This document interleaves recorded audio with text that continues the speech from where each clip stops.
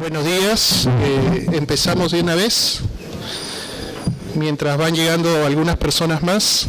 La dinámica del día, como ven ustedes, va a ser realizada a través de, en parte, por medio de 2 conferencias y luego preguntas como lo hemos estado haciendo. En la segunda mitad del día vamos a realizar, luego del primer refrigerio, una mesa redonda con representantes de 3 comités. Pretende ser una discusión de manera propositiva, positiva, en la línea de poder buscar confluir en algunos retos que pueden tener los comités de ética en su quehacer diario y buscar algunas estrategias de solución, quizás también viendo algunas sugerencias, algunos comentarios de David y de Carla. Por la tarde, en lo que es tópicos selectos en general, lo que pretende ser es un cierre ya de la jornada, ¿no? Va a estar aquí adelante Carla y David. Carla va a hacer una breve presentación sobre algunos aspectos que se están viniendo en relación a la ética en investigación y en salud pública.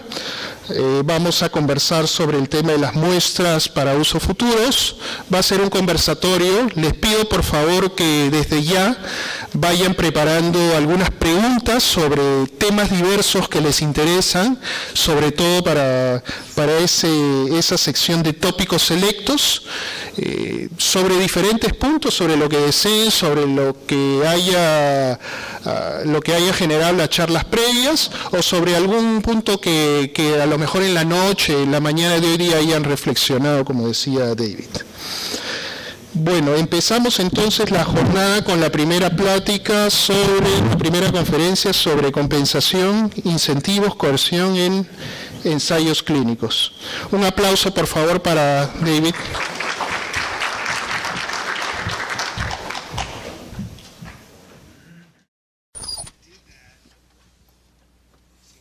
Yo hice ese para que cuando Carla suba no puedan escuchar nada de lo que ella dice. Ella va a estar hablando aquí abajito y nada, y yo los estoy protegiendo de ella. Esa es mi única meta en la vida. Bueno, entonces voy a hablar sobre lo que serían pagos en los ensayos clínicos. Y básicamente el resumen que les voy a dar,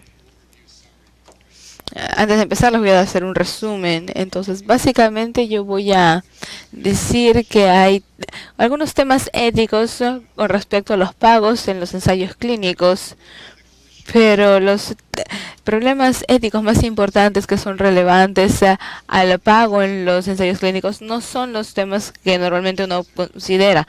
Hay temas más importantes. Entonces lo que quisiera hacer es tratar de convencerlos a ustedes de que los temas de los que las personas normalmente hablan realmente no son tan problemáticos, pero que hay otros que sí son problemas más grandes del cual deberíamos aprender y deberíamos saber qué debemos hacer al respecto. Entonces, nuevamente, mi renuncia a responsabilidad, ya saben. Entonces, uno de mis colegas, Christine Grady, es una experta en lo que es pago en ensayos clínicos. Ella ha hecho mucha de lo que es investigación empírica y también investigación conceptual. Y según su investigación, muchos ensayos clínicos pagan a sus sujetos.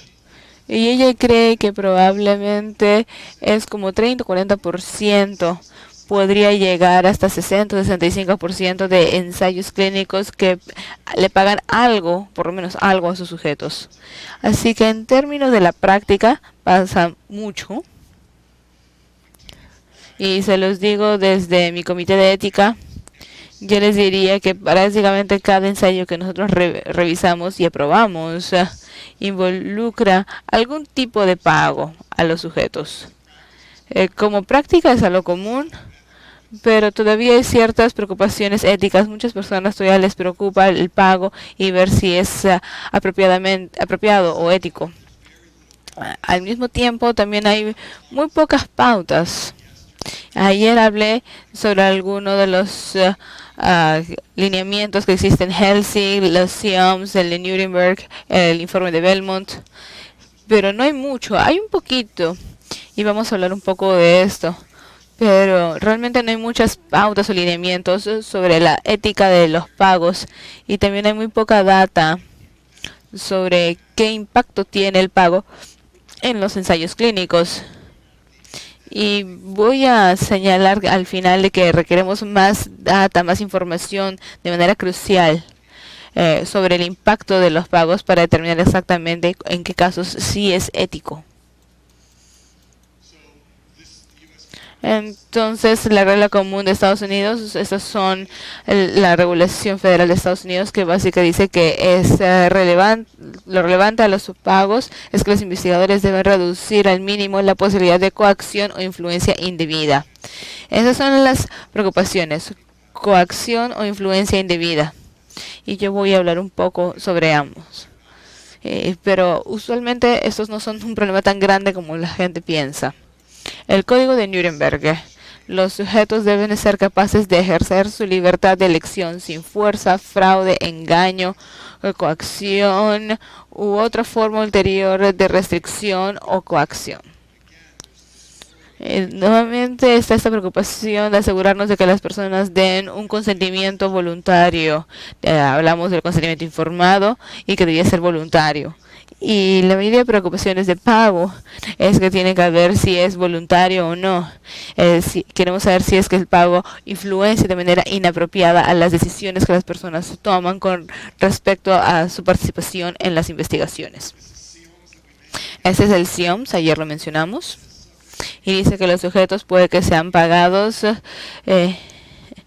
y también dice que los pagos no deberían ser tan grandes como para inducir a los sujetos a que den un consentimiento en contra de su mejor juicio. Entonces, nuevamente, esa es una de las preocupaciones con estos lineamientos que existen.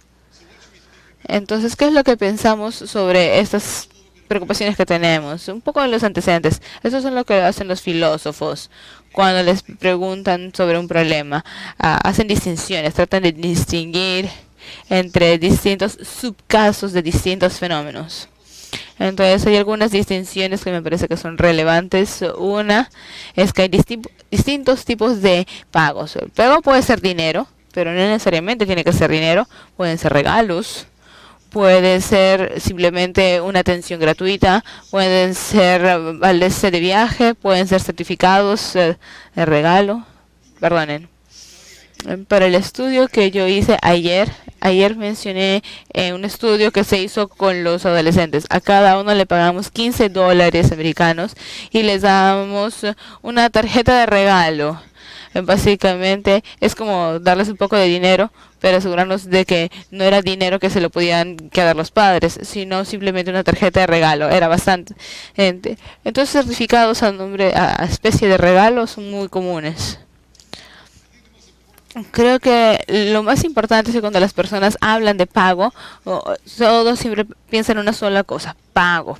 Pero lo importante que se debe saber es que hay distintos tipos de pago, como esto de aquí, pero también hay diferentes tipos de pago. Entonces hay diferentes tipos de pago. O hay diferentes razones por las que uno podría pagarle a alguien que son parte de un ensayo clínico. Básicamente lo que quiero hacer es diferenciar estas distintas formas o razones de pago a los sujetos. Y deberíamos pensar de estas de una manera ética y muy distintas. Y vamos a hablar una por una y lo que pienso de ellas con respecto a su ética. El primero es lo que llamamos un reembolso. Y yo debería decir que no todos utilizan los términos de la misma manera, y yo no sé qué también se traduce esto del inglés al español, pero no se preocupen tanto sobre la palabra que voy a usar, sino sobre la idea de cada motivo tras el pago. La primera es lo que yo llamo reembolso, y básicamente es como devolver el dinero, o el costo, volver a pagar el costo que las personas incurrieron en el momento de hacer el estudio, ¿no? Digamos que tenemos un ensayo clínico en Lima y alguien toma un bus desde provincia para ir a la clínica, o se toman un taxi para ir a la clínica desde el otro lado de la ciudad. Entonces todos son costos. Ellos han gastado una cierta cantidad de dinero para participar en este ensayo. Entonces el reembolso básicamente es como devolverles ese dinero que las personas han gastado para poder participar en el ensayo. Y la idea es que eso es fácil saber más o menos cuánta cantidad de dinero se les dio como reembolso. Pues la cantidad que gastaron para llegar hasta acá, ¿no? ¿Cuáles fueron sus gastos? Básicamente entonces lo que el reembolso hace no le agrega dinero a nadie, simplemente le reduce, le quita el costo. Algunas personas, sin embargo, dicen que si nosotros pensamos en la participación en el ensayo clínico como parte de contribuir al bien público, es decir, que es aprender más, entonces muchos piensan que el reembolso no es algo simpático de hacer, sino que es algo que deberíamos hacer, que nosotros no deberíamos esperar que los sujetos cubran los costos de su participación en nuestros estudios. Entonces realmente deberíamos hasta compensarlos, que para por lo menos no les cueste nada a ellos participar en dicho ensayo. Carla mencionó que CIOMS está bajo una revisión, y estas simplemente son unas pautas, es un borrador, pero básicamente esto es lo que ellos están diciendo. Y noten que en la parte final más o menos no solamente dicen que se puede reembolsar a los sujetos, sino que dice que se debería, que éticamente deberían ser reembolsados por los gastos, para que ellos no carguen con los gastos de participar en el ensayo. Y por ejemplo se les da el ejemplo del transporte, ¿no? De tomar el autobús. Entonces la primera lección es que hay ciertos tipos de pagos que no solo no son éticamente problemáticos, sino que éticamente serían buenos o incluso hasta necesarios para un ensayo clínico. Entonces ese es el reembolso de costos reales, y también existe la compensación, que está relacionada al reembolso pero un poquito diferente. La compensación es darle dinero a las personas, o devolverse el dinero por no el costo en sí, sino por la molestia. Entonces, si yo pago el taxi, me devuelven la plata. No, la compensación es devolverle dinero a las personas, pero por las otras molestias en las que incurrieron por ser parte de este ensayo. Por ejemplo, el tiempo que gastaron, o si resultan lastimados por ser parte de este ensayo. Entonces aquí el pago por compensación debería basarse en el nivel de carga o molestia que le ha causado al sujeto. Entonces, el primer tipo de compensación es compensación por lesiones relacionadas al ensayo, y muchas personas dicen que esto es algo necesario. Alguien resulta lastimado como parte de ese ensayo clínico, entonces deberíamos compensarlos, ya sea que deberíamos darle un cuidado médico para que se mejoren, o deberíamos darle algún tipo de compensación para que ellos puedan pagar por el cuidado médico que ellos van a requerir por las lesiones que experimentaron como resultado del ensayo clínico en el que participaron. Esto también tiene que ver con la Declaración de Helsinki. Y por ejemplo acá dice que la compensación se tiene que dar, es un requerimiento ético, es decir, si alguien resulta lastimado por estar en ese ensayo, tiene que ser compensado. Y es interesante, en muchas partes de Europa hay un requerimiento que dice que si uno hace un ensayo clínico en Europa, uno tiene que tener seguro para compensar por lesiones relacionadas al ensayo. Eso no se hace en Estados Unidos. Tenemos muchas comisiones que dicen que éticamente se debería, pero en Estados Unidos realmente no se hace y creo que ese es un verdadero problema. Entonces, compensación por lesiones. También tenemos compensación por las molestias. Si uno va a la clínica, tal vez tengas que estar en la clínica por 1 hora, por 6 horas, por 2 días. Y otra forma de compensar a las personas es compensarlos por esas molestias, por el tiempo que se han pasado en el ensayo. Entonces, por lo que es compensación, esto viene de una investigación que hizo una colega mía, Grady, y eso fue hace como unos 12 años que lo publicó la primera vez, y básicamente hacían la pregunta de cuál es la mejor manera de compensar a los sujetos de investigación por sus molestias, por el tiempo que pasaron, por las molestias que pasaron. Y básicamente describieron estos 3 modelos posibles. Les preguntamos qué es las personas querían, pero lo que ellos sugerían eran lo que se llama, lo que era el pago, el modelo de lo que sería pago como en salario, ¿no? En sueldo. Y ese sería ese es el argumento que ellos tienen, ¿no? Lo que ellos decían es que uno puede pensar en la participación en la investigación como una especie de trabajo, o un trabajo manual, digamos, así como un trabajador de construcción, que toma tiempo, toma esfuerzo. Y lo que debemos hacer es pagar a las personas basados en eso. Entonces ellos hablaban es de un trabajo, lo que es un trabajo de que no requiere un título, ¿no? Y se debería pagar a las personas por hora, básicamente, por ese trabajo manual, por participar en la investigación. Y si tienen que pasar por algún procedimiento extra, como una biopsia, tal vez les pagaríamos extra por esa molestia, porque no están simplemente sentados en la clínica, sino es un poco más, han tenido que someterse a un procedimiento. Y ellos argumentan de que hay muchas ventajas sobre lo que es el modelo de pago en un sueldo. Han hecho varios estudios y básicamente lo que hacen es le pagan las personas, dice, ok, son 4 horas y tienen otro ensayo de otras 4 horas y se deben pagarse igual, por son de molestias similares, pagos similares.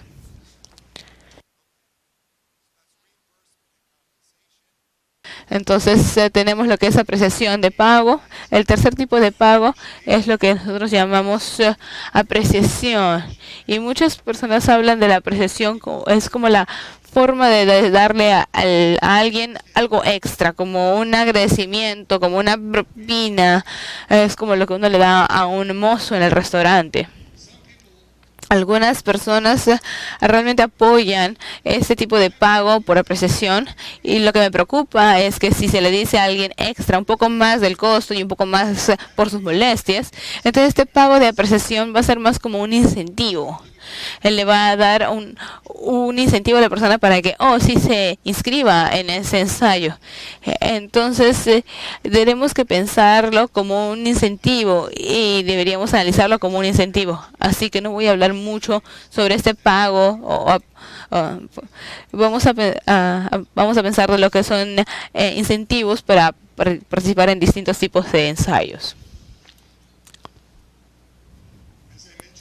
Y como mencioné ayer en los 8 principios, no necesitas solo tener una pregunta valiosa que esté diseñada para su ensayo. Necesitas suficientes personas o sujetos para tener un ensayo válido.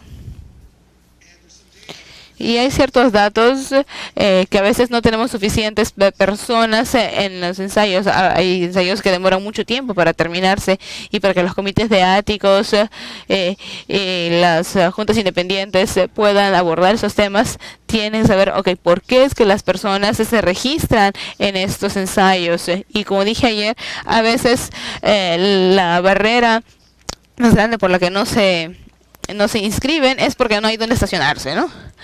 Entonces hay cierta data empírica sobre estos temas y hay distintas razones porque las personas participan o no en investigación. Algunos piensan que el tratamiento los puede ayudar, algunos simplemente están ayudando a otras personas, otros simplemente hacen una recomendación y confían y piensan que es una buena idea. Nosotros hicimos una encuesta y muchas personas dijeron que participan simplemente por curiosidad, porque les interesaba, en qué era la ciencia detrás de eso, cuál era la investigación, y ellos querían aprender. Entonces hay distintas razones por las cuales podrían participar las personas.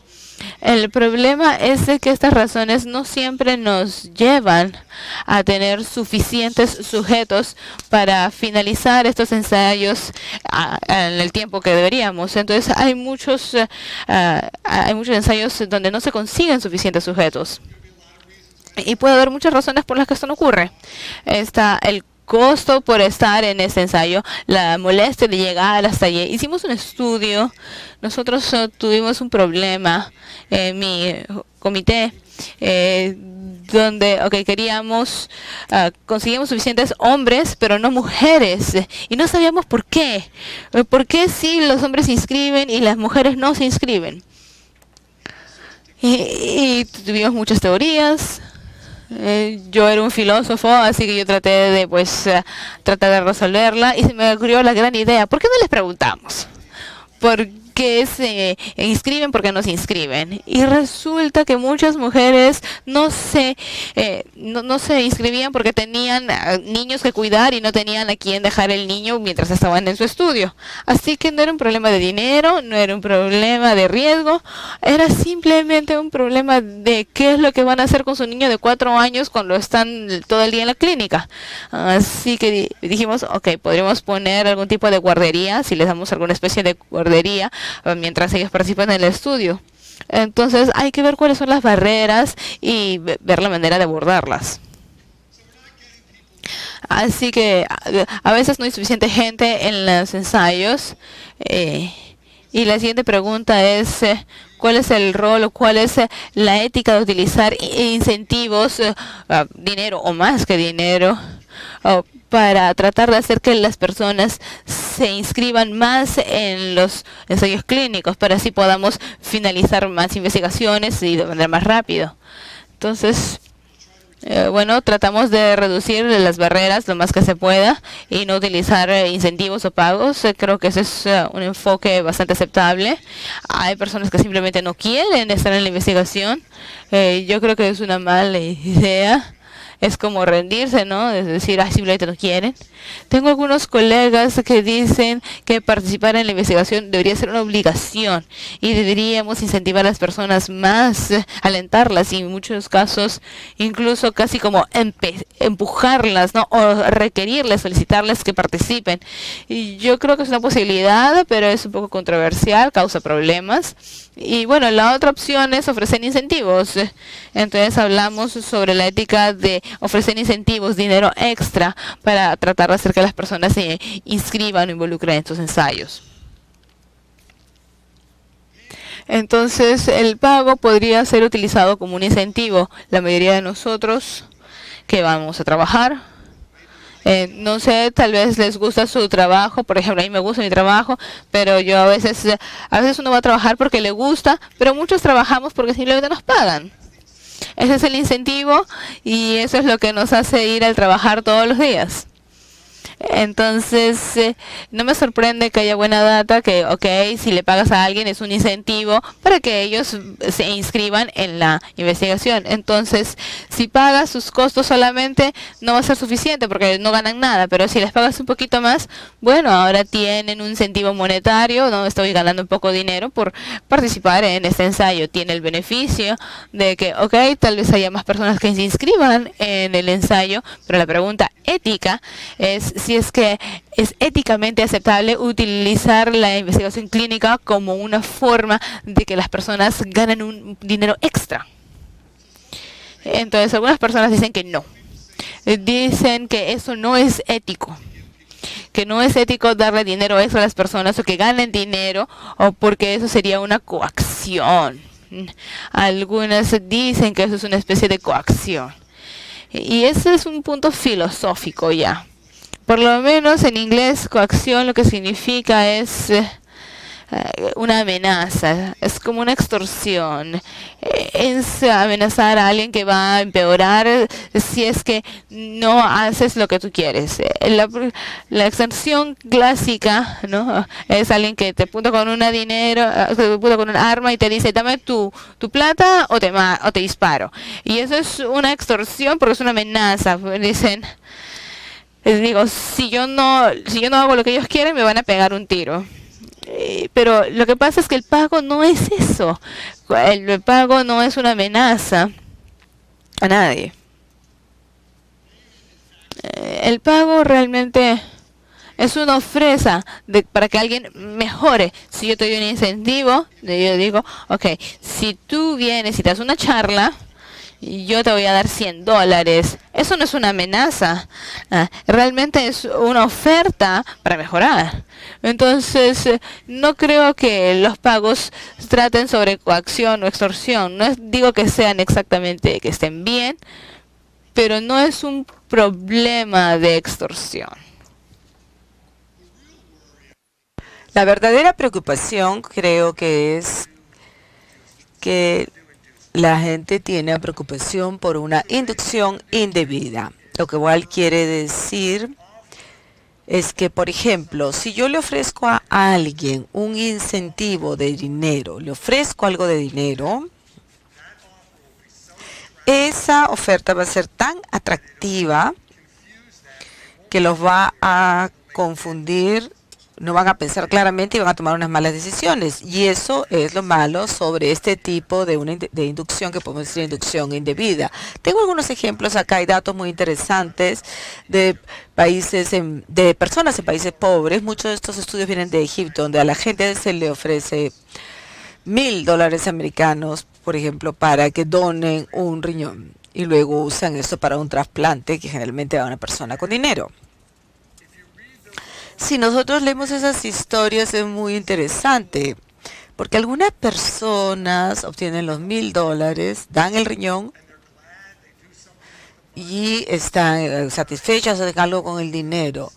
Pero una persona en uno de los estudios, por ejemplo, empezó una empresa de taxis, estuvo mejor, pudo mandar a sus hijos a la escuela y estaba muy contento de haber vendido el riñón y haber recibido ese incentivo. Entonces, para algunos el incentivo puede ser muy bueno y puede utilizar el dinero de muchas formas, pero muchas otras personas dijeron que realmente sentían mucho haber donado y que preferían no haberlo hecho. Y que en ese momento los $1,000 pasarían un montón de dinero, pero tomaron la decisión porque eran pobres y que no podían pensar con claridad. Entonces dijeron sí, lo hicieron, recibieron el dinero y después pensaron que había sido una mala decisión. Y ese sería un ejemplo de inducción indebida, cuando el dinero hace que las personas tomen malas decisiones. El motivo de esto es, si vamos a utilizar el pago como incentivo, queremos hacerlo de tal forma que minimice las posibilidades de que la gente tome malas decisiones. Es así que con relación a inscribir a personas en pruebas clínicas, que debemos asegurarnos de minimizar las posibilidades de que las personas se inscriban en pruebas que son malas en realidad para ellos.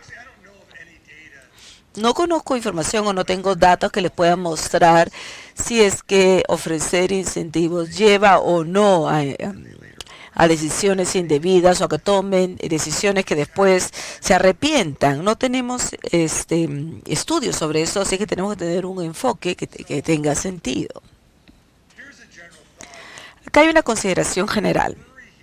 La preocupación aquí es que ofrecer dinero va a llevar a que las personas van a tomar decisiones no de una manera expuesta. Entonces, no simplemente se trata de deshacerse el incentivo, porque el incentivo podría ser bueno si es lo que queremos, tener más participantes, ¿no?, en alguna prueba. Pero permitir el incentivo, pero asegurarse de que la prueba no sea tan riesgosa. La idea es que si la prueba es razonable, que la gente se inscribe, que las posibilidades de que no salgan afectados y que los riesgos son suficientemente bajos, entonces inclusive si toman una decisión equivocada o mala, los problemas no sean tan fuertes porque la prueba no ofrece riesgo. Si es una toma extra de sangre, a pesar de que alguien no está pensando bien porque el dinero es tentador, no hay muchas posibilidades de que salga un daño. Entonces la idea es abordar esto asegurándonos de que los estudios tengan un perfil de riesgo-beneficio adecuado. Eso es básicamente lo que he venido diciendo hasta ahora. Reembolsar a las personas por los costos puede ser una buena idea. Compensar a las personas por las dificultades que enfrentan también puede ser una buena idea. Tal vez los pagos como símbolo de apreciación puede ser. Creo que los incentivos también pueden ser efectivos. Y no se trata de coerción. Y si el perfil riesgo-beneficio es bueno en el estudio, creo que no tendríamos que preocuparnos de una mala inducción. En general, lo que la gente se preocupa, que son, por ejemplo, la coerción y la mala inducción, no son problemas. Creo que los problemas no son aquellos en los que la gente piensa. Creo que hay una preocupación que es distinta a la cual pueden conducir los pagos. Y básicamente tiene que ver con la confiabilidad de los sujetos inscritos y en los datos. Les voy a dar un ejemplo. Nosotros en nuestra junta teníamos estudios, por ejemplo, que duraban 3 semanas. La gente tenía que estar ahí, es un montón de inconvenientes y de contrariedades. Y le pagábamos una cierta cantidad de dinero. Algunos de estudios pagaban hasta $1,000 americanos para que participen del estudio. Y eso es suficiente dinero para algunas personas. Pero lo que nos dimos cuenta es que algunas personas trataban de inscribirse 2 veces en el estudio. Venían, les daban los $1,000, se iban y después regresaban un par de semanas después y trataban de inscribirse otra vez en el estudio. Y eso es un problema, y es un problema serio. Entonces empezamos a hacer, ahora hacemos que las personas van con su DNI y tomamos fotos de eso para asegurarnos de que la gente no se pueda registrar 2 veces. Y si hay criterio de inclusión, puede ser que la gente mienta sobre el criterio de inclusión porque quieren participar. Entonces tenemos una prueba de personas tal vez que tienen una infección, una cierta infección. O personas estudio con personas que tuvieron heridas en la cabeza cuando eran chicos. Y a lo mejor si ellos averiguan que para participar del estudio, los que tuvieron herida en la cabeza cuando eran jóvenes, simplemente mienten a decir, sí, yo tuve un herida. Entonces creo que ese es el problema más serio con relación al pago de incentivos. Cuando uno ofrece algo y la gente puede hacer dinero por participar. ¿Cómo podemos asegurarnos de que las personas siguen siendo sujetos confiables para nuestros estudios? No tengo información o no conozco si es que esto ha dado o no, pero he visto un estudio sobre esto y me parece que es relevante. Este fue un estudio pequeño, solo es uno, pero es bastante sugerente. Ellos hablaron con un cierto número de personas que habían participado en una serie de pruebas clínicas. Y lo que encontraron es que un número de esos individuos habían pretendido que tenían esa condición o los requisitos para poder participar. O habían mentido sobre los medicamentos que habían tomado. Porque si hubiesen dicho la verdad no hubiesen sido seleccionados para dicha prueba. No evaluaron si mentieran o no debido al dinero, pero sí evaluaron el estudio que hay personas que mienten, es probablemente que esté interesado también en hacer dinero por la participación. Entonces esto sugiere que esto podría ser un problema. Eso es toda la información que tengo, no es mucho, pero levanta la posibilidad de que si pagamos incentivos, damos grandes pagos, podemos atraer a personas que no les interesa ser honestos, sino que les interesa generar dinero. Y eso sería un gran problema para el valor de nuestros estudios y puede minar la validez del estudio. Estamos estudiando personas, por ejemplo, que tengan historia de haber tenido heridas en la cabeza y esto puede, y si alguien miente, eso puede afectar la validez del estudio. ¿Qué hacemos entonces? Es un problema complejo. Por lo tanto, tenemos que ser conscientes de esto si vamos a utilizar incentivos. Las juntas de ética deben estar al tanto de esto, los investigadores, y tenemos que tratar de identificar respuestas. Una respuesta, de forma que tratamos de evitar de que la gente se registre 2 veces para la misma prueba, es le pedimos el DNI para ver que no se vuelvan a inscribir. Otra forma podría ser determinar si el criterio de inclusión o exclusión es objetivo.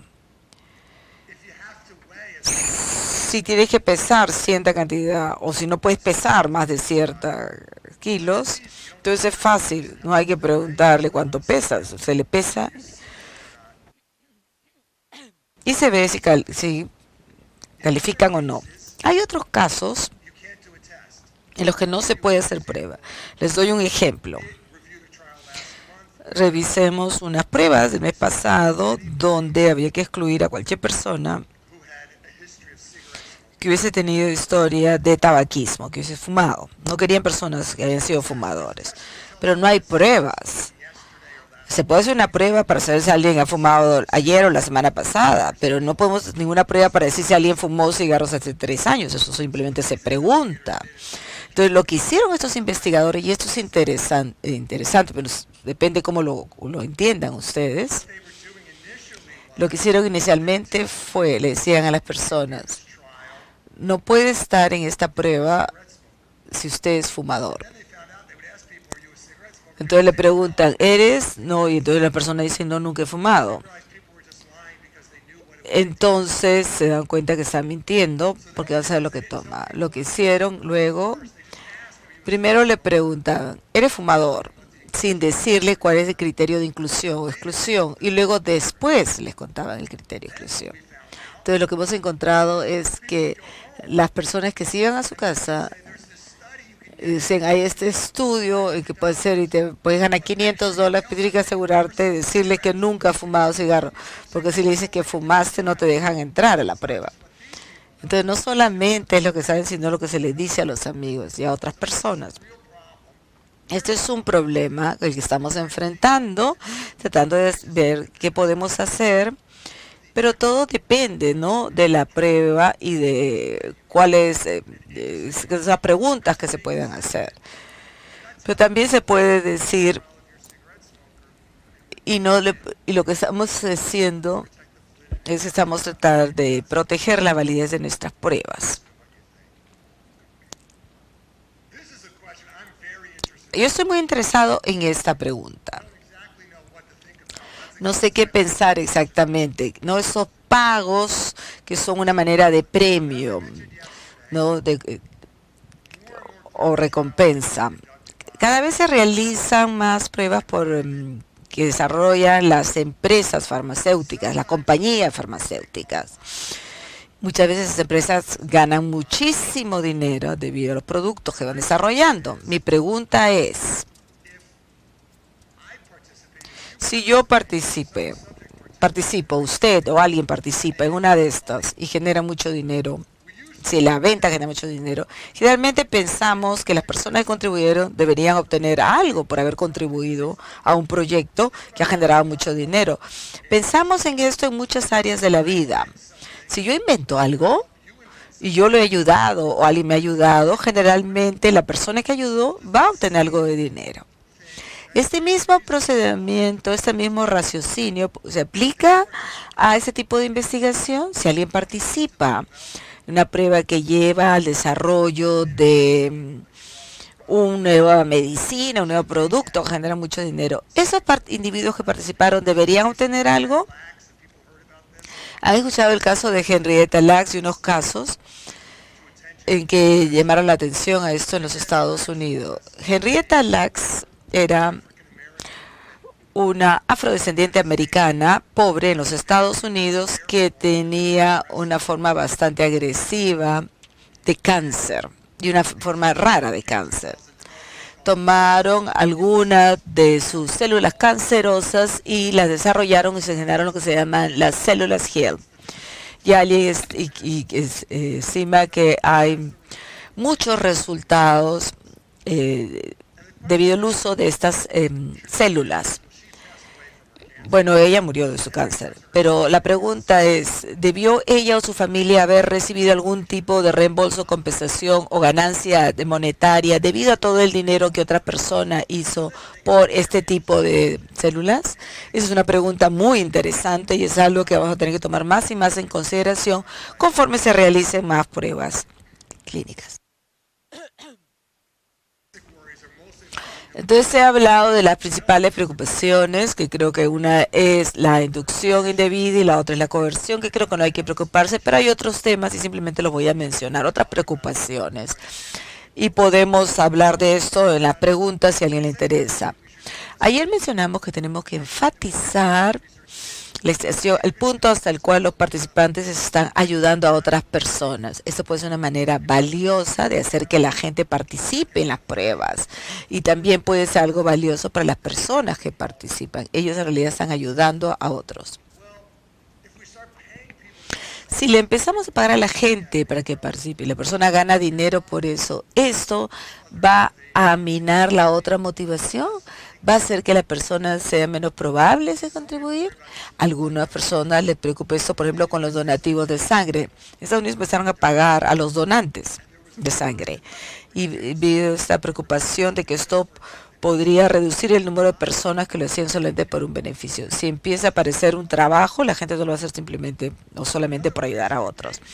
Otra preocupación, si es que se le paga a la gente, a lo mejor no pongan atención al consentimiento, simplemente le ponen atención al dinero y no ponen atención a los riesgos. Sobre eso casi no tenemos información, a pesar de que mi colega Kristen Dier, ella realizó un estudio y encontró que las personas que más les preocupa el dinero son las que ponen mayor atención y son las que entienden mejor los riesgos que las personas que no les interesaba el dinero. Las personas que estaban interesadas por el dinero se preocupaban bastante en qué estudios tomaban parte y cuáles eran los estudios más seguros. O sea que tal vez eso no haya sido un problema. Otro problema que tenemos que enfrentar casi todos los meses o semanas es, está bien anunciar los pagos y vamos a tener un estudio. Es éticamente aceptable poner anuncios, por decir, en el periódico o en línea o en la calle que diga, regístrese en nuestro estudio, usted puede ganar dinero. ¿Es éticamente aceptable? No tengo buen lineamiento para esto. Esto es de la FDA de los Estados Unidos, que tampoco nos dicen si es ético o no la publicidad de este tipo de pagos. Dice, si es que se hace, no se debería ser demasiado prominente o las letras no deben ser muy amplias y no se deben hablar solamente del pago, sino también se deben mencionar los riesgos para que la gente tenga una imagen equilibrada del estudio. ¿Cuál es el rol de estas juntas éticas o comités éticos, el IRB en Estados Unidos o los IRBs en Estados Unidos? Bueno, primeramente ver que el riesgo-beneficio del estudio sea apropiado y que no haya una mala inducción. Pueden haber preocupaciones o personas que quieran engañar. Entonces, las comisiones y las juntas de ética tienen que saber si se está pagando, si este pago se publicita o se anuncia y que esté todo en un contexto. Y luego hay que analizar si para estudios específicos es ético, cuánto se paga, cómo se paga y cuándo. Estos son más lineamientos o una guía para los CIOMS. No lo voy a, ustedes lo pueden leer en español, está en la diapositiva.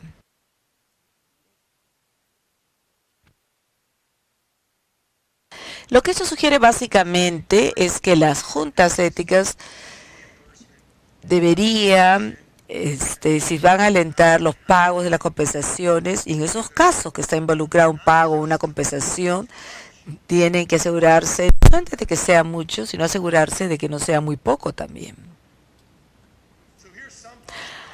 Algunas seguridades o salvaguardias posibles para esos estudios que pagan mucho dinero. No pagamos todo el dinero de una sola vez. Se va pagando en pequeños montos. ¿no? Desglosamos en pequeños montos y se le va pagando a lo largo del estudio. Otra preocupación que se puede tener es que si decimos que solo se va a pagar si uno concluye el estudio, entonces tenemos la preocupación de que la persona pueda tener efectos colaterales altos, o a lo mejor van a tener dolores y no nos quieren decir porque ellos quieren participar del estudio hasta el final del dinero. Lo que hacemos es que se les paga conforme van avanzando, pero si tienen efectos secundarios, se les paga una parte del dinero y esperamos que así haya menos motivos para que ellos dejen el estudio y nos mientan, no solo para recibir el dinero al final. Este es como un resumen. Vendría a ser que en algunos casos, no solamente el pago es problemático éticamente, sino en algunos casos cuando estamos compensando por los costos y por los inconvenientes que la gente tiene por participar en la prueba, podría ser éticamente apropiado pagar. El pago no es una coerción. Y si el perfil riesgo-beneficio del estudio es aceptable y apropiado, y en esos riesgos son bajos, entonces es poco probable que se dé una inducción indebida. Pero el problema en realidad es cuál es el impacto que tienen los pagos en los individuos, cómo ellos van a reportar e informar, qué tan honestos pueden ser, y eso es algo que podría afectar la calidad de nuestros estudios. Gracias.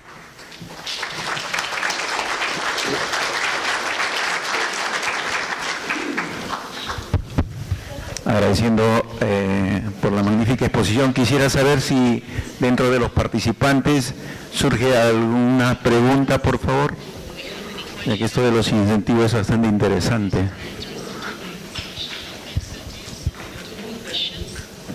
Favor de presentarse, a qué institución representa y para poder ubicarnos en la pregunta. Gracias. ¿Qué tal? Julio Portocarrero, del Instituto Nacional de Salud. Mi pregunta giraba en torno a la evaluación que se hace de los incentivos que se van a presentar en cada proyecto. Se toma en cuenta también lo que esto va a implicar para futuras investigaciones con el mismo grupo poblacional, ¿no es cierto? Algo que nos ha pasado en nuestra experiencia es que trabajamos con poblaciones que ya han recibido incentivos, ¿no es cierto? Proyectos previos, y esto afecta de hecho de manera importante la actitud de las personas para participar en los proyectos, ¿no? Se hace la evaluación de la importancia de la participación y las obligaciones en función de cuánto se da o qué se da, ¿no? Y se hacen las comparaciones del caso. Entonces, quería saber si esto se toma en cuenta, ¿no es cierto? Eso es por un lado, ¿no? Y el otro tema es, por ejemplo, con poblaciones indígenas amazónicas y campesinas andinas, el uso, por ejemplo, de incentivos económicos hace que en muchas circunstancias se rompa el principio de reciprocidad en las interacciones entre investigadores y población, ¿no es cierto? El dinero rompe este principio de obligaciones mutuas entre pares, ¿no es cierto?, de alguna manera. ¿Cómo manejan ustedes, desde un punto de vista filosófico, la ruptura del principio de reciprocidad que puede haber cuando se utiliza dinero como incentivo, ¿no es cierto? Bien, esas son mis dos preguntas.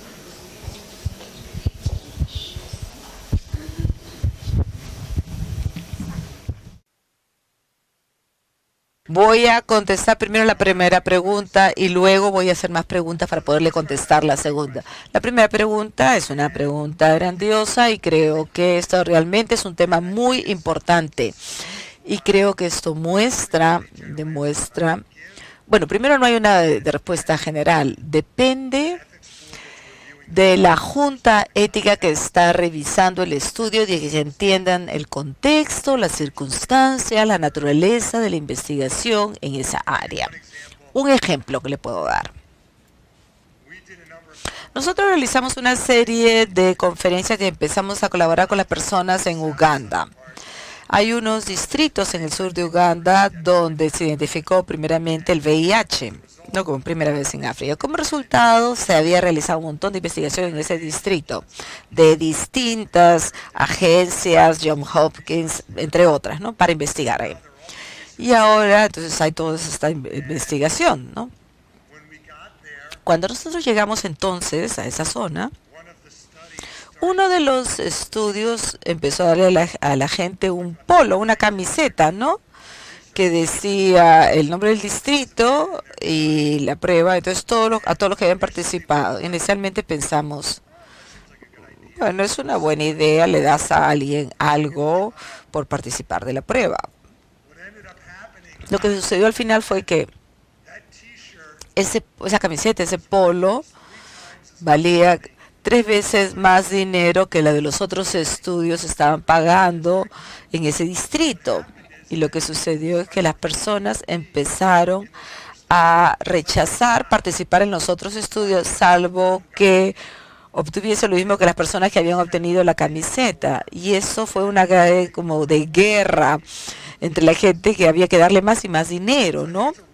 Entre las personas para que participen. Creo que es un problema verdadero y es algo en lo que se necesita coordinación. Y no solo coordinación entre una sola prueba o pruebas al mismo tiempo, pero hay que coordinar, como usted ha mencionado, en el tiempo, para asegurarnos que tiene sentido no solo para esta prueba, sino para pruebas futuras.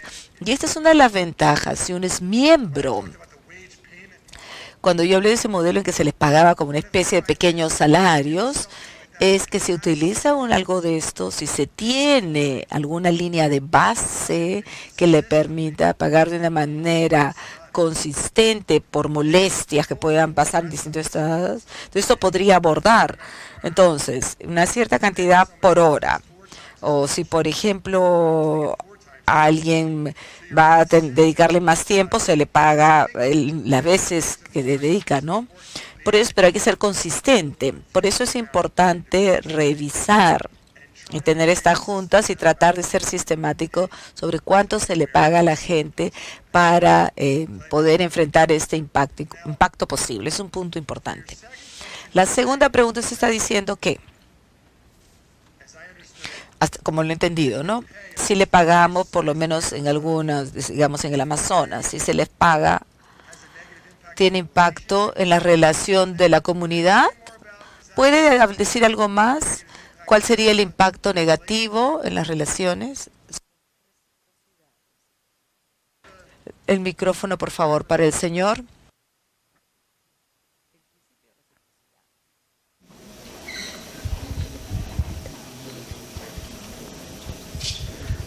Bueno, sí, hacía referencia al hecho de que cuando el dinero es visto como un disruptor, algo que rompe las relaciones de reciprocidad, ¿no es cierto?, entre miembros de la comunidad y entre, bueno, actores foráneos a la comunidad, ¿no es cierto? En el sentido que cuando tú estableces una relación en donde hay lazos recíprocos que no se basan en obligaciones monetarias, esta se da entre iguales y hay la posibilidad de reclamar en tanto iguales, ¿no es cierto? Cuando hay dinero de por medio, mucha de la población indígena amazónica y también quienes dan el dinero entienden que esto ya no es posible, ¿no es cierto? Si ya recibiste dinero, esa es una relación del tipo mercantil para la cual ya no hay esta vinculación entre iguales, ¿no?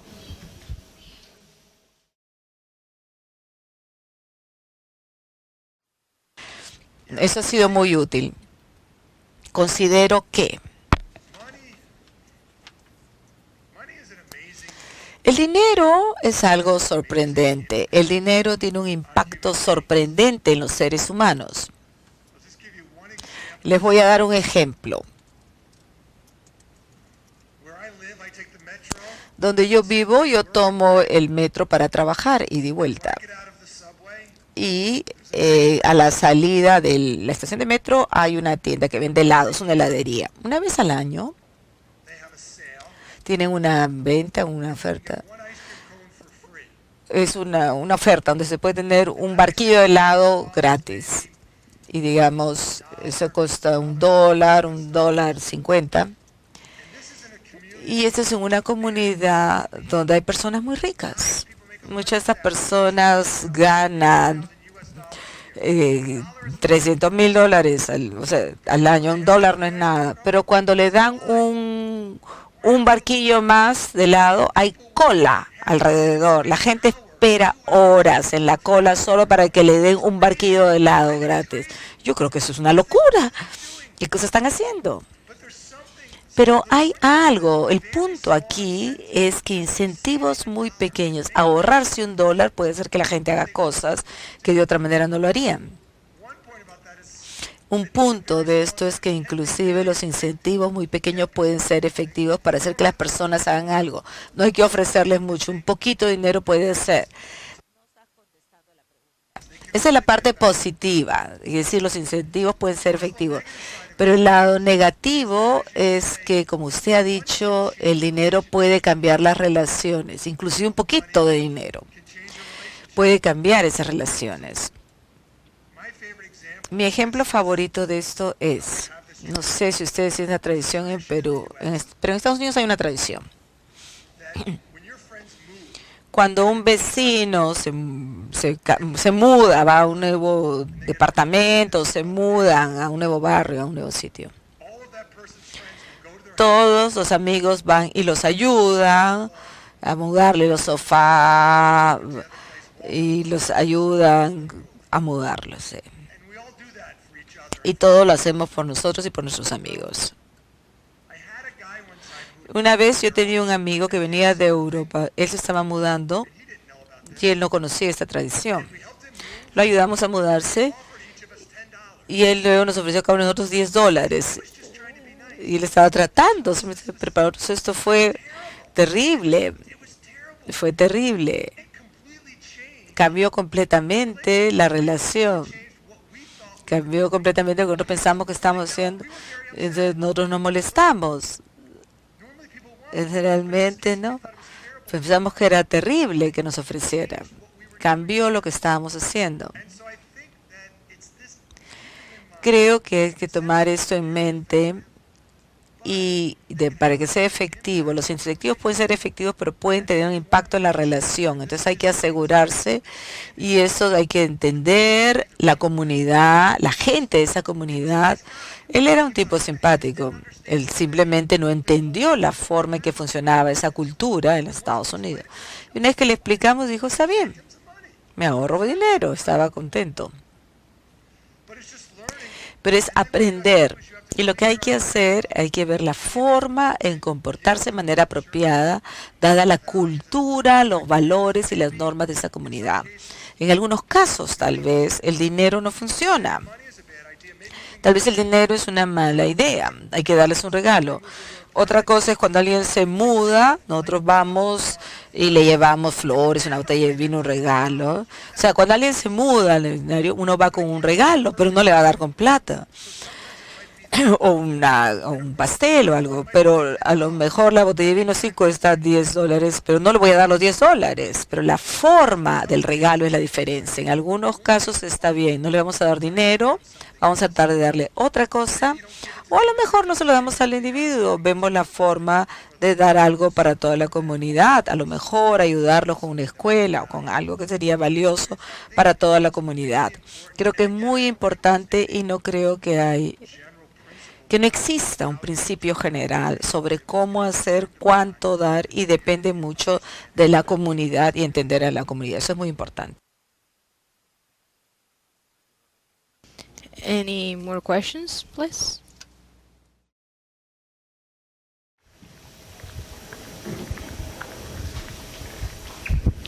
Buenos días. Mi nombre es Wilfredo Salinas, del Instituto Nacional de Salud. Me gustaría saber su opinión respecto al beneficio terapéutico post-término de un ensayo clínico, más aún si este ha sido exitoso. Este beneficio al que deberían tener derecho los participantes en un ensayo clínico. Esa es la primera pregunta. Y la segunda pregunta es, vista desde otro punto de vista, me gustaría saber su opinión respecto al pago. Efectivamente, todo pago, más que coerción, es un inductor e induce a asumir una actitud por parte de un potencial participante y probablemente por la esperanza que tiene en el beneficio terapéutico, además de ello va a aceptar. Pero entonces, ¿cuál es su opinión respecto a la actitud por parte de un investigador o de un sponsor de ofrecer un pago?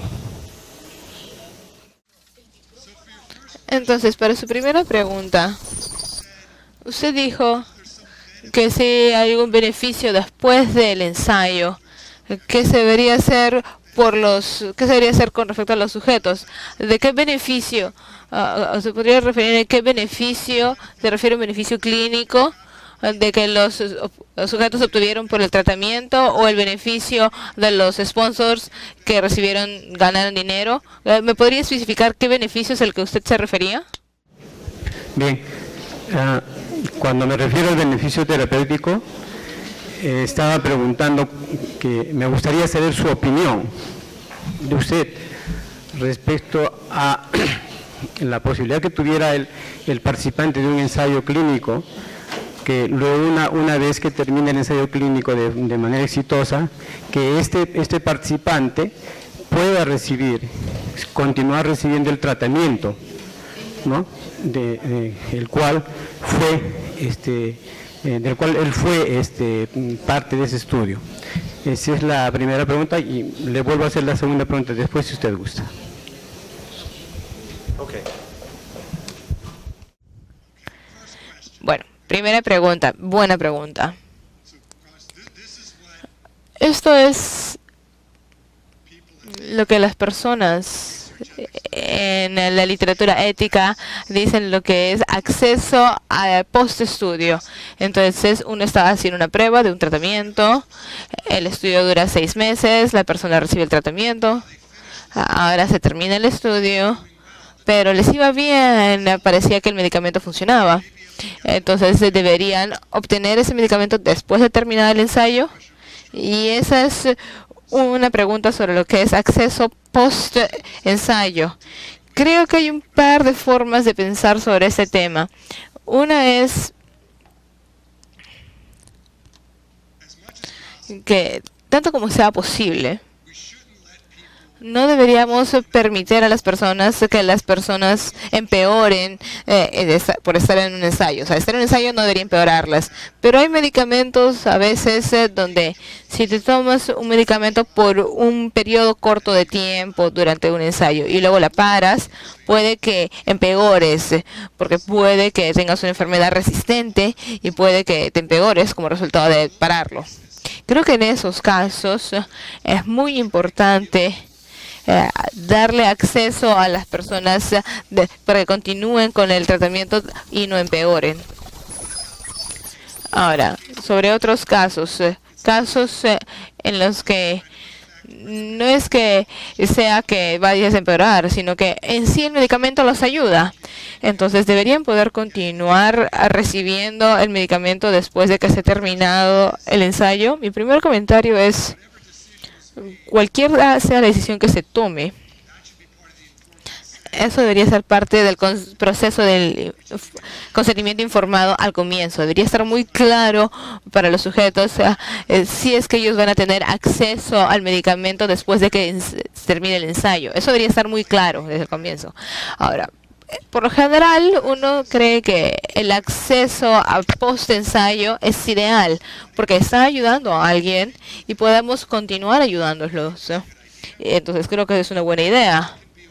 También podría ser una forma, como mencioné, es una de las formas de darle algún tipo de compensación a las personas. Ellos nos han ayudado al participar en este ensayo, entonces el acceso post-ensayo es una forma de devolverles algo por haber participado. Entonces puede ser valioso. Ahora, los filósofos les gusta complicar las cosas, y acá viene la complicación. Al mismo tiempo, si ustedes leen En la literatura de ética en la investigación dicen el acceso post ensayo tiene que ser garantizado en todos los casos. Uno tiene que garantizar dar el medicamento a las personas después de que termina el tratamiento. Y mi preocupación con respecto a eso es que eso tal vez sea injusto en algunos casos. Entonces, imagínense el caso en lo que solo tenemos una cantidad de medicamento. Se le damos a las personas que han estado en el ensayo. Ellos tienen acceso a ese medicamento mientras están en ese ensayo. Ya terminaron, ya obtuvieron cierto beneficio. Por eso, ¿deberían continuar dándole el medicamento? ¿O deberíamos dárselo a alguien que nunca pudo participar en ese ensayo, pero que también se beneficiaría con eso? Creo que deberíamos darle algo a las personas que han participado del ensayo, pero que ellos hayan participado, no quiere decir que debes recibirlo todo, y las personas que nunca tuvieron la chance no reciban nada. Entonces hay que ser justos, no solo con aquellos que han estado en el ensayo, sino a las personas que se quedaron fuera del ensayo. Entonces, una respuesta complicada, pero una muy buena pregunta. Creo que básicamente es que en algunos casos debería ser requerido. Y en otros casos creo que simplemente es una buena idea, pero tienen que preocuparse sobre qué tan justo es si es que se les da acceso post-ensayo a las personas o no. Creo que en algunos casos es aceptable decir que vas a recibir este medicamento durante el ensayo, pero después de terminado no vamos a poder dártelo, no lo podemos costear. Entonces, terminado el estudio, tú vas a tener que regresar a tu doctor regular y ver cómo podrías acceder a eso. Ahora, si es un medicamento que tal vez funciona y va a ser mejorada en 6 meses, tal vez lo que la compañía tiene que hacer es, denle acceso a las personas durante esos 6 meses hasta que sea aprobado, y de ahí ya se le pueden pedir a su doctor. Así que no tienes que garantizar acceso gratuito por siempre, solamente hasta que haya sido aprobado. Esa sería una forma tal vez posible de hacerlo. Ahora, su segunda pregunta. Si me permite, quisiera continuar con esta primera pregunta, porque hemos entrado a un territorio que usted acaba de decir que es de la filosofía, y yo no creo que solamente la filosofía cuando hablamos de la justicia, porque el hablar de justicia o ser justo algo, eso depende desde la óptica y desde el posicionamiento que cada quien tiene en el rol que desempeña en su vida y en su profesión. Mi pregunta sería, con lo que acaba usted de decir, ¿cuál es su opinión? Y si a usted le parece que sea justo que una persona que ha participado activamente en un ensayo clínico con un medicamento que es eficaz y que al final del ensayo no tenga derecho a seguir recibiendo ese medicamento.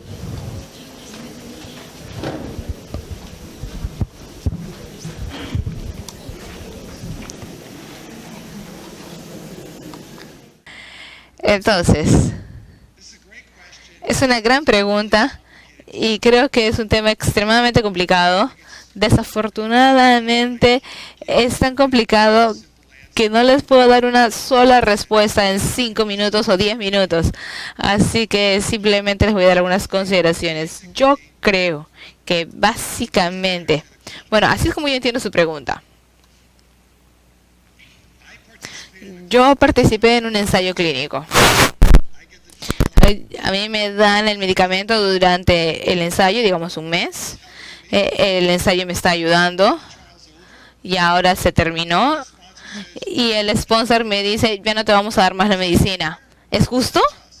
¿Es justo? Bueno, yo creo que la respuesta es que depende de las circunstancias. Entonces, creo que hay una serie de casos en las que sí es injusto, en que sería injusto. Entonces, tomemos el caso donde yo te ayudo, yo estoy en tu ensayo, yo decido ser parte de tu ensayo, me están ayudando, ahora termina el ensayo, tú eres la compañía. Ustedes son la compañía, ustedes se toman el medicamento, Por ejemplo, estos medicamentos pueden hacer que las compañías ganen $2.000 millones al año. Tú vas a ganar $2.000 millones al año de esto y yo soy muy pobre para costearlo. Yo te ayudé por participar en este ensayo y no recibo nada. A mí eso sí me parece injusto. Y ese es el tipo de casos que yo mencionaba antes. O sea, si yo hago una contribución real, yo debería recibir algo a cambio por contribuir. O si es un ensayo muy riesgoso y que demora un año, y yo tengo que regresar a la clínica todos los días. Yo siempre estoy a tiempo. Yo hago todo lo que me pides. Termina el ensayo. No hay más medicamento. Para mí eso también me suena como injusto. Yo debería recibir algún tipo de compensación, reembolso por todas esas molestias. Y por lo menos una forma de hacerlo sería dándome el medicamento por un tiempo más. Yo creo que en ese tipo de casos sería injusto no darme el medicamento terminado el ensayo. Pero ahora, consideremos un caso diferente. Y yo les voy a preguntar, ¿qué piensan de este caso? Entonces, enfrentamos este caso cuando hablamos de esto en Zimbabue, hace año y medio. Entonces, hay un alto porcentaje en Zimbabue que son VIH positivos. Y hubo un estudio recientemente, la universidad está involucrado y ellos pensaban que casi 40% de las personas son VIH positivo. Es terrible, es realmente altísimo. Y hay suficiente medicamento para muy pocas personas. Es un país pobre y la mayoría no tiene acceso a los retrovirales. Y ahora sabemos que los retrovirales mantienen a la gente viva, no salvan a las personas con VIH, pero no se lo pueden dar a todos. Entonces imagínense, yo soy una compañía y yo llego y yo registro a 100 personas en mi ensayo por un nuevo medicamento para el VIH. Imagínense que dura un año y realmente los ayuda. Se mejoran, están con salud. Y no solamente les doy el medicamento, sino otras atenciones. Si se rompe la pierna, si van a la clínica, si se enferman, yo les doy otro tipo de atención médica que otras personas no reciben en Zimbabue. Y la reciben por un año. Ahora, se termina el ensayo. Imagen que yo no soy una gran compañía de medicamentos, realmente soy una ONG o soy el Instituto Nacional de Salud de Estados Unidos y yo no tengo mucho en mi presupuesto, no tengo suficiente dinero para darle, digamos, a 1,000 personas tratamiento continuo para el VIH. ¿A quién se lo debería dar en Zimbabue? Tenemos millones de personas que no reciben el medicamento. ¿Se lo debería garantizar a las personas que están en el ensayo o a las personas que no llegaron a estar en el ensayo? ¿O sería una lotería y es igual para todos? Y yo creo que es un caso muy difícil porque uno podría decir, debería ir de las personas que han estado en el ensayo porque ellos ayudaron, ellos contribuyeron. Eso es justo. Pero también debería decir, no, eso es injusto, porque ellos ya recibieron mejor atención que cualquier otra persona por un año. Y lo justo sería dárselo a los otros, que no estuvieron en el ensayo.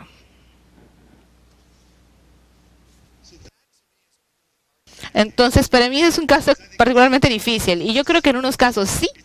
Es éticamente algo requerido darles acceso post-ensayo, pero en otros casos, no sé, y no estoy tan seguro.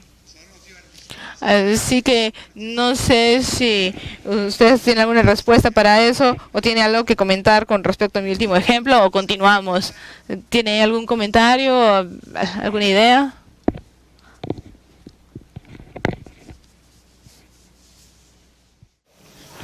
¿A mí me pregunta o es a todo el auditorio? Usted preguntó primero, pero me gustaría saber qué el resto piensa. Es una pregunta difícil. Yo en lo particular pienso, tal cual usted lo ha planteado, me ponen dos escenarios. Porque un escenario es el que estrictamente se centra en la persona que participa en el ensayo. que es diferente del resto de la población, que va a ser la posible beneficiaria en el supuesto caso de que el ensayo sea exitoso. Es totalmente diferente. Y mi pregunta fue solamente dirigida para las personas que están participando en el ensayo, no del resto de la población, ¿sí? Porque esos son los potenciales beneficiarios.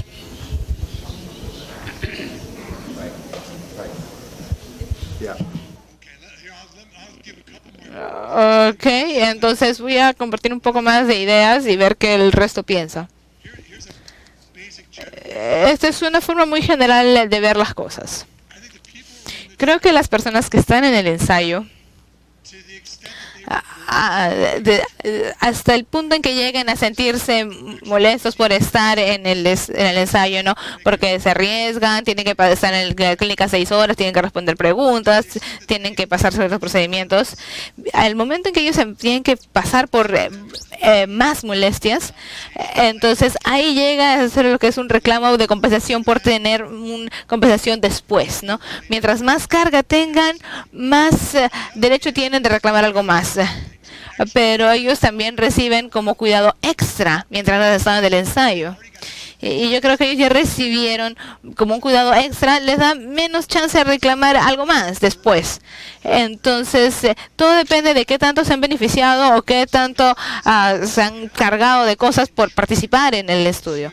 Otro punto de vista es qué tanto han contribuido a que otros se beneficien, como la compañía que va a ganar miles de millones. Si ellos si ellos también deberían recibir algún tipo de beneficio, ¿no? Basados en lo que ellos la compañía ha ganado.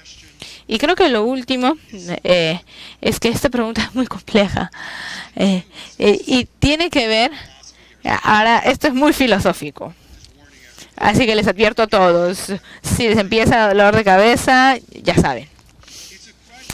Esta es una pregunta sobre ¿qué sería la significancia ética o la relevancia ética del hecho de que nosotros tenemos una relación con una persona, pero no con otra? Así que en este caso, la pregunta es, esta persona se registró en mi ensayo. Yo soy el investigador. Eso es yo tengo una relación con esta persona ya por un mes o 6 meses. Y normalmente pensamos que cuando tienes una relación con alguien, éticamente, uno tiene una mayor obligación para ayudarlos que comparado con otra persona con la que no tienes ninguna relación. Y yo creo que en general eso es verdad. Pero al mismo tiempo creo que tenemos que tener mucho cuidado, porque si solo nos enfocamos en las personas con las quienes tenemos una relación, podríamos estar ignorando a otras personas que nos necesitan. Y eso podría conllevar también a cierta injusticia. Entonces, les voy a dar un ejemplo. En el centro clínico, en el Clinical Center, tenemos personas muy pobres que van a nuestros ensayos. Y ellos nos ayudan con los ensayos. Y los investigadores desarrollan ciertas relaciones con ellos. Y se sienten muy apegados a estas personas en particular debido a esa relación que se crea. Y quieren ayudarlas tanto como puedan. Y yo creo que debido a esa relación deberían ayudarlas un poco. Pero al mismo tiempo, creo que lo que no deberían hacer es gastar todo su presupuesto en esas personas simplemente porque tienen una relación con ellos y ya luego no les queda dinero para ayudar a nadie más. Entonces es una analogía. Los filósofos siempre usan analogías. Yo les hablé de la parada del metro donde está ahí la heladería. Y también está este señor que no tiene hogar, que vive en la calle, que no tiene mucho para comer y me habla y yo le hablo. Y hemos desarrollado pues una especie de relación. Yo siento que porque lo conozco y le hablo, que yo debería ayudarlo, a él en particular. porque yo ya tengo esa relación, esa interacción con él y yo debería darle algo de dinero y tratar de ayudarlo. Yo creo que eso es éticamente correcto, pero al mismo tiempo me preocupa. ¿Qué pasa con otra persona que está a la vuelta de la cuadra, a quien yo no veo, que tampoco tiene hogar, que también necesita ayuda? ¿No debería yo ayudar a esa persona también? Simplemente porque este señor se me acerca y me habla, ¿cuánto debería darle a él versus cuánto debería darle a la otra persona? Entonces, la lección general que tomo de ejemplos como estos es que cuando tenemos estas relaciones con ensayos clínicos y sus sujetos, sí, deberíamos ayudarlos, pero al mismo tiempo no solo deberíamos ayudarlos a ellos, y no deberíamos ayudarlos a ellos tanto que resulte en que no podamos ayudar a otras personas que también lo necesiten. Esa es la idea general. Entonces, cualquier otra persona que tenga algún otro ejemplo o que quisiera ingresar a este debate filosófico con nosotros, por favor.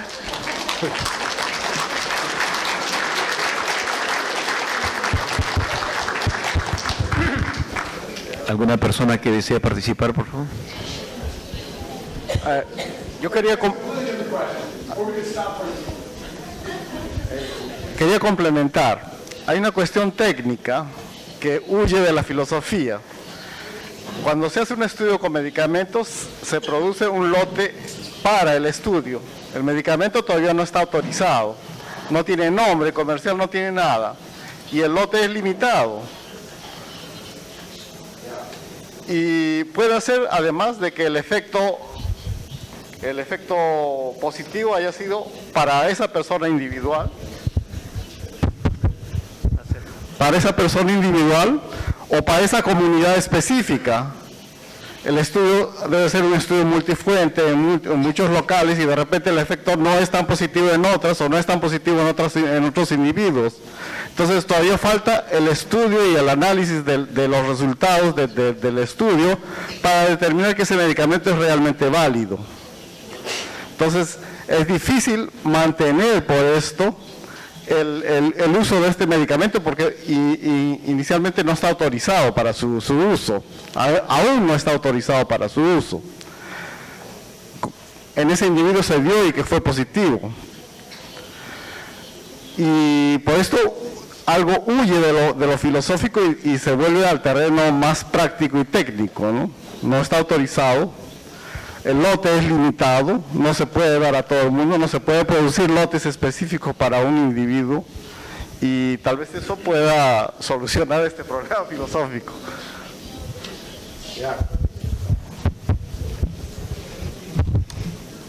Good, so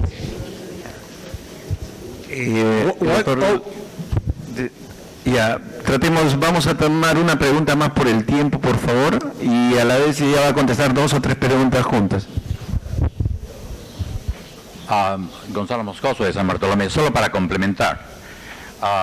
En el caso de Zimbabue, por ejemplo, teóricamente se demostró que la droga ayudaba mucho al paciente y qué hacer con los millones. En este caso, una alternativa podría ser que la compañía tenga un convenio con el gobierno, para que el gobierno de alguna forma subvencione o ayude a esos millones también. Es más simple. A ver, así de concreto, algunas opiniones. En realidad, cuando hablamos de lotes que van a ser para productos de acción terapéutica, de investigación, todo está bajo legislación de autorización solo para el ensayo. A veces nos cuesta mucho entender de que todo es un proceso analítico, regulatorio, y sobre todo que cuando trabajamos desde el punto de vista técnico, la característica de un medicamento es que pase todas las partes regulatorias. Y para que sea aprobado, ya sea FDA, EMA o cualquier otra institución de alta vigilancia terapéutica, entonces ahí recién viene todo el proceso regulatorio. Y tiene que pasar por toda esa legislación para que sea recién aprobado. Nosotros siempre hemos tenido ese dilema desde el punto de vista ético, porque si le hizo bien a este paciente, debe de continuar. Sin embargo, nos ponemos en la otra posición. Estamos hablando de una persona que realmente le fue eficaz, pero no sabemos todavía qué reacciones adversas puede presentarse también. O sea, recuerden que un medicamento tiene dos caras. Una que va a ser el beneficio y el otro que va a tener de alguna manera reacciones adversas o toxicidad. Entonces, no se puede, desde el punto de vista técnico, legal y científico, dar un medicamento que no esté aprobado en forma regulatoria.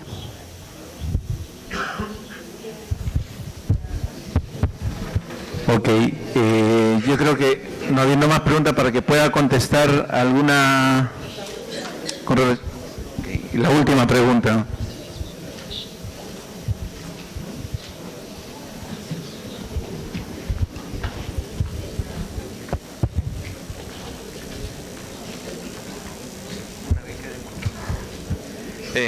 Creo que la respuesta legal y técnica ya está dada, no se puede, pero tal vez haya que replantear la pregunta, ¿no? Y la pregunta es cómo mantener el bienestar alcanzado a esta persona, ¿no es cierto?, independientemente de si se usa o no el medicamento. Entonces, la pregunta vuelve trasciende el campo de lo técnico, ¿no?, y de lo legal, que es algo bien importante, ¿no?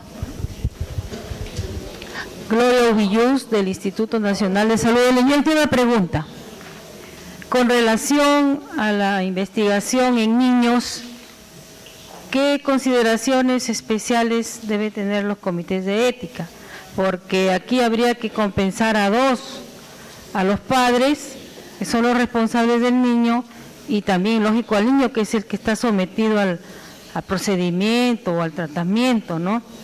Hay muchos padres que no son tan responsables y utilizan, por ejemplo, a los niños para obtener algún recurso económico, al menos en las realidades de nuestra región, ¿no? Entonces, ¿qué consejos podría dar a los comités?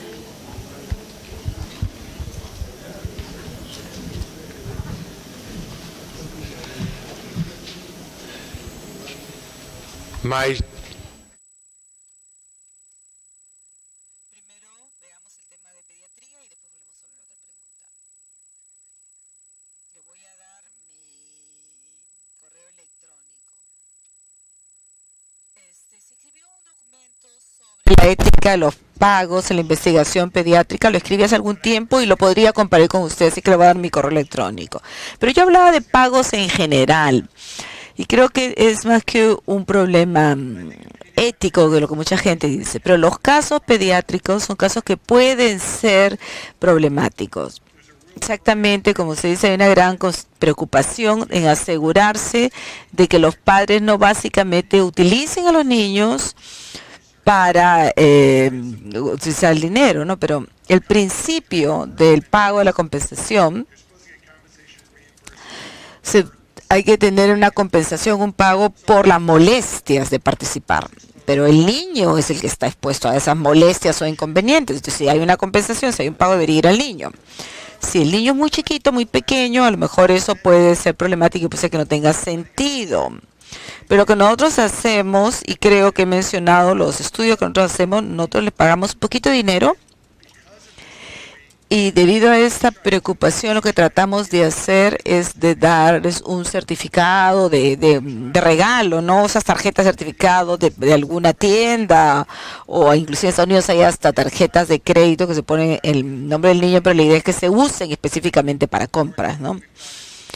O se da una tarjeta, por ejemplo, de regalo en una tienda que solo tiene cosas para niños. Entonces los padres van a tener que comprar eso con la esperanza de que ese dinero va a ser en beneficio del niño y no de los padres. Creo que hay cosas que se pueden hacer. Creo que nunca estaremos seguros de que somos exitosos. Entonces, para mí, me preocupo menos sobre estos pagos y creo que tratamos de mantener los pagos para la investigación pediátrica más bajos que para lo que hacemos para adultos. Ahora, veamos el acceso a pagos después de la prueba. Tenemos una conferencia sobre este tema. Lo que yo iba era resumir algunos de los comentarios que han sido muy importantes o útiles sobre esto. Y un punto es podemos hablar sobre principios filosóficos en general. Pero una de las personas que me enseñó cuando yo estaba en la escuela que la buena ética empieza con hechos ligeros. La idea de esto es que los hechos necesariamente nos van a decir qué es lo que hay que hacer, pero si no conocemos los hechos, probablemente vamos a complicar las cosas. Hay que conocer por lo menos los hechos principales. Si hacemos acceso después de las pruebas, tenemos que saber a quién ayuda a esta droga, cierta población, tal vez a personas que tienen cierta historia, cierto subtipo genético. No es lo que hacemos ofrecer a todo el mundo. Queremos ofrecérselo también a las personas que se pueden beneficiar de él. Eso es importante. Pero luego, ahí levantó el punto de que si vamos a hacer este acceso luego de la prueba, tenemos que hacerlo de tal manera que no vas a terminar en la cárcel. Mala idea ir a la cárcel. Entonces hay que tratar de hacerlo de una forma que sea consistente con las regulaciones y las leyes en las que uno está realizando esto. Y yo no sé realmente cuál es la ley acá. No voy a pretender conocer el sistema legal peruano, pero conocer cómo funciona el medicamento, es exitoso, qué hay que dar a la persona después de la prueba. Todas esas cosas hay que conocerlas. Y luego alguien también mencionó algo aquí que es terrible, que todas estas personas en Zimbabue, en el caso de Zimbabue, no han tenido acceso a esas drogas contra el VIH. Tenemos que ser creativos y buscar otras formas por medio de las cuales podamos hacer que las personas que necesiten acceso puedan tenerlo, porque estar en una prueba es solo una forma de tener acceso. Tenemos que ser creativos, ¿no? Y presionar a las personas e instituciones para ver si hay otras formas en que podemos hacer que ellos tengan acceso a esta droga. Creo que todos estos son puntos importantes. Y cada vez que alguien decide sobre una política o una prueba específica, hay que saber realmente, tenemos que conocer todos esos sobre cómo funcionan las drogas. A veces somos muy optimistas, pensamos que funciona un medicamento sin tener evidencia. Entonces, en realidad, darle acceso a esa droga a lo mejor puede dañar a más personas en vez de ayudar, ¿no? Tenemos que saber a quién ayuda, cuáles son las alternativas. ¿Es legal darles tratamiento? Y luego todas estas cosas hay que tomarse en cuenta. Y creo que básicamente, por eso creo que eso es un tema tan complejo. ¿Más preguntas? ¿Nos detenemos? ¿Cómo vamos de tiempo? Bueno, un aplauso a David. Un aplauso. Muchas gracias, David. Creo que alguna de estas cosas, si aún falta y hay algunas dudas, las podemos abordar en la sesión final que dice tópicos selectos.